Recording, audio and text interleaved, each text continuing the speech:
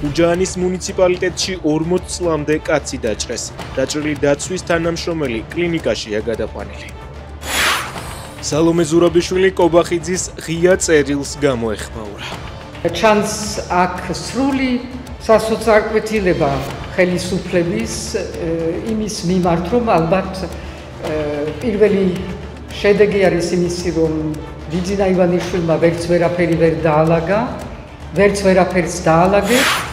ბათუმის მერი არჩილ ჩიქოვანი გადადგა. ინფორმაცია, რომელიც თავდაპირველად მთავარმა გაავრცელა, მალევე სოციალურ ქსელში ჩიქოვანმაც დაადასტურა. ოცნება მეგობარი აქტის საპასუხოდ სპეციალურ განცხადებას მიიღებს. განცხადების პროექტი პარლამენტში უკვე ინიცირებულია. მისი ერთ-ერთი ავტორი შალვა პაპუაშვილია. ზელენსკი 15 მაისს სტამბოლში მხოლოდ პუტინს შეხვდება. ინფორმაციას პრეზიდენტის ადმინისტრაციის უფროსი მრჩეველი მიხაილო პოდოლიაკი ავრცელებს. პესკოვი ამბობს, რომ უკრაინასთან მოლაპარაკებებისთვის ემზადებიან, თუმცა უცნობია უშუალოდ პუტინი ჩავა თუ არა სტამბოლში.